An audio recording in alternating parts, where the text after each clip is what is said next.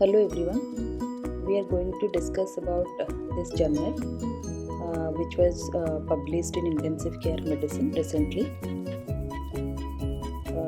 Effect of post-extubation NIV with active humidification versus high flow nasal cannula on re-intubation in patients at very high risk for extubation failure. For patients who are at high risk for extubation failure, various guidelines recommend extubation of those patients to preventive NIV. In 2016, a study was conducted and it was published in JAMA, which showed that among high-risk patients, post-extubation HFNC was not inferior to non-invasive ventilation for preventing reintubation and post-extubation respiratory failure. In 2022, a post-hoc analysis of the study shown that prophylactic NIV, when alternate with HFNC after extubation, significantly decreased the risk of reintubation and death compared with HFNC alone in obese patients who are at high risk of extubation failure. So it is not clear which subgroup of patients could benefit with HFNC or NIV. And in addition to that, combined effect of HFNC with NIV also increase the complexity of this topic. Risk of extubation failure increased with number of risk factors, and it has been suggested that patients with more than 4 risk factors might respond better to NIV. Various risk factors described in literature or the various studies for extubation failure are age, prolonged mechanical ventilation, Apache 2 score, difficult weaning, obesity, chronic lung disease, heart failure, etc. Hypothesis for this study was prolonged use of NIV with active humidification is superior to HFNC in the specific population of patients with 4 or more high-risk factors for extubation failure. This was a multicentric randomized control trial conducted in 2 ICUs in Spain. 2 separate analyses done for this study, one for patients at very high risk of extubation failure having 4 or more risk factors, and other analysis done for obese patients with a BMI of more than 30 but less than 4 risk factors.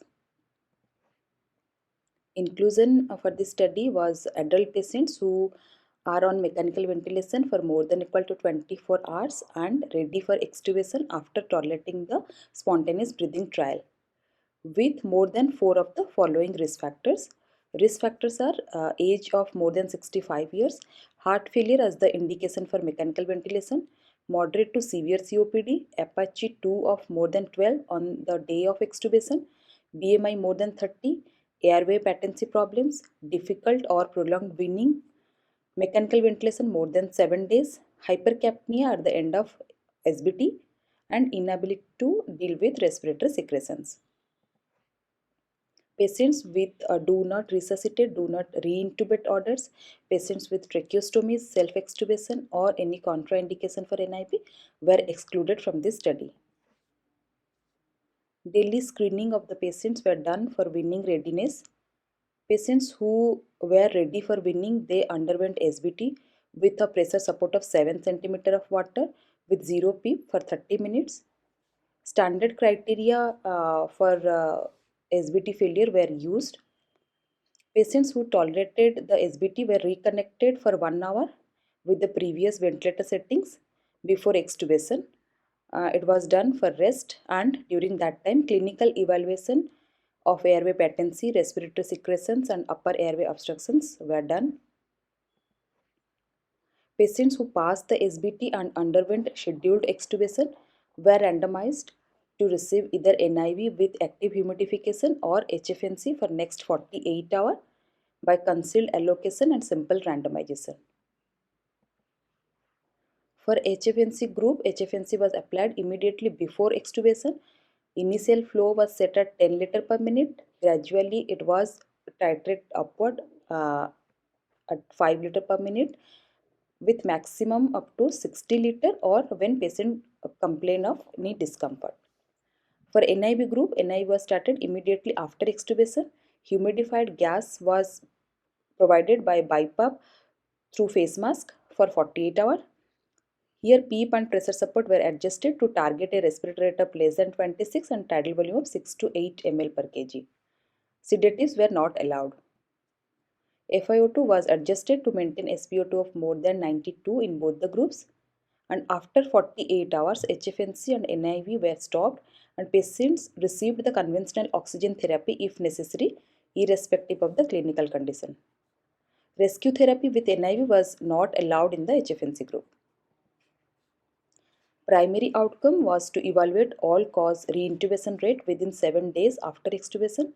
Secondary outcomes were post-extubation respiratory failure within 7 days of extubation, respiratory infection, sepsis, multi-organ failure, ICU hospital length of stay, hospital mortality, ICU mortality, and the time to reintubation.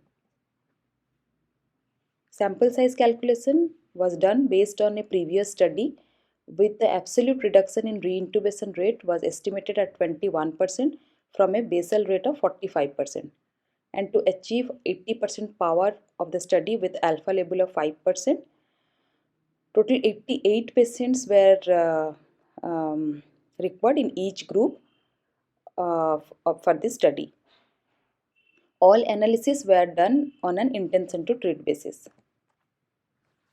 So flow of the patients, total 2,356 patients were assessed for eligibility, out of which 722 were excluded.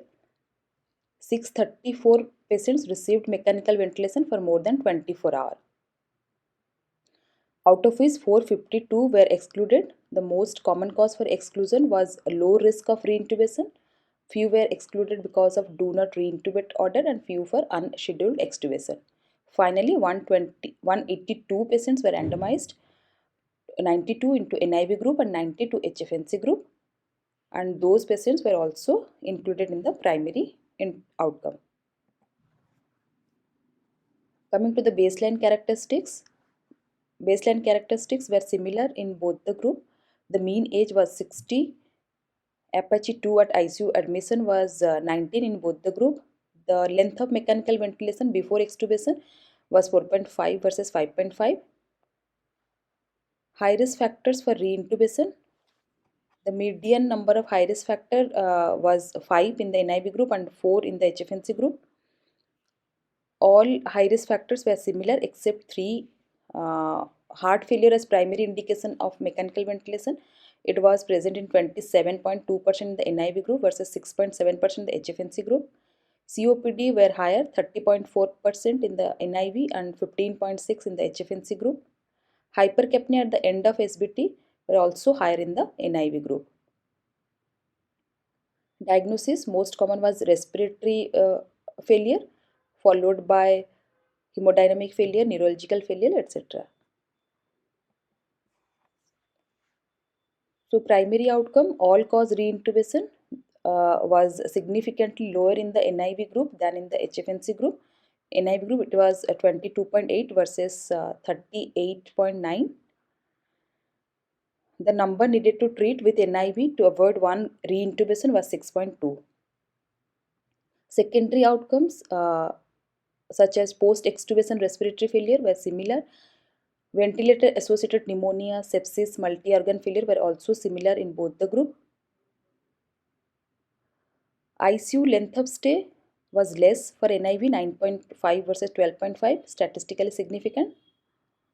ICU mortality and hospital mortality were higher in NIV group, but those were not statistically significant difference. Time to reintubation were also similar, 27 hours. Discomfort related to the NIV was higher in the NIV group than the HFNC group. So discomfort related outcomes were higher in the NIV group, like intolerance to therapy, nasal discomfort and facial skin ulcer.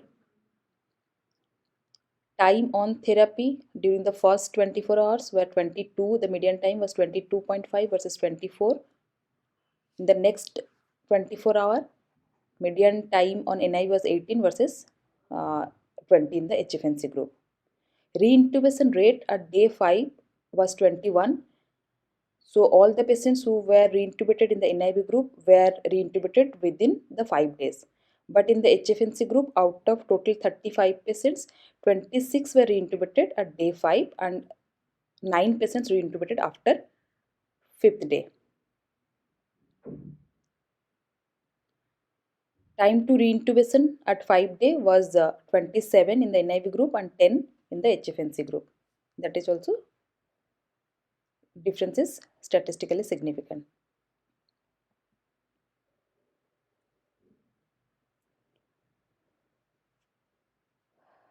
And the reintubation, the cause of reintubation after day 5 in the HFNC group was nosocomial pneumonia for 3 patients, COVID-19 for 1 patient, neurological deterioration and extrapulmonary sepsis.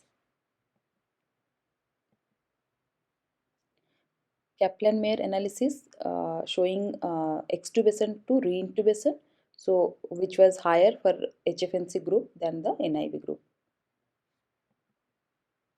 So in this study, it has been shown that in critically ill adult patients who are at very high risk for extubation failure, prolonged use of NIV with active humidification was superior to HFNC at preventing reintubation within 7 days of extubation. NIV patients also had a shorter hospital length of stay. Tolerance to NIV in the current study was much better than the previous studies, with a median time of use around 20 hours per day within the first 48 hours after extubation. Factors which might have improved NIV tolerance in this study was first is the temperature was adjusted to improve patient's comfort. Second, very less discomfort, although the discomfort were higher in the NIV group in comparison to HFNC, but in the NIV group also it was less, only 4.3% developed skin ulcer when compared to the previous studies where the NIV related discomforts were higher. NIV settings with a low pressure support of less than 5 centimeter of water contributed to the increased comfort and prolonged total time on NIV. The higher mortality rate in NIV patients, 13% versus 4.4% the HFNC group, so which can be explained due to the less discomfort which enable the NIV to be applied for a prolonged period and leading to delayed reintubation rate. Higher reintubation rate was found in this study in both the group when compared to the previous studies, so which might be because of the additive effect of the presence of more than 3 risk factors. Limitations for the current study, the proportion of patients with risk factors which are likely to be benefited from the positive pressure ventilations was higher in the NIV group, which we have already discussed. So like hypercapnia at the end of SBT, the COPD and heart failure were higher in the NIV group. And study also was an open label study. So to conclude, among adult critically ill patients at very high risk for extubation failure, NIV with active humidification was superior to HFNC for preventing reintubation. Thank you.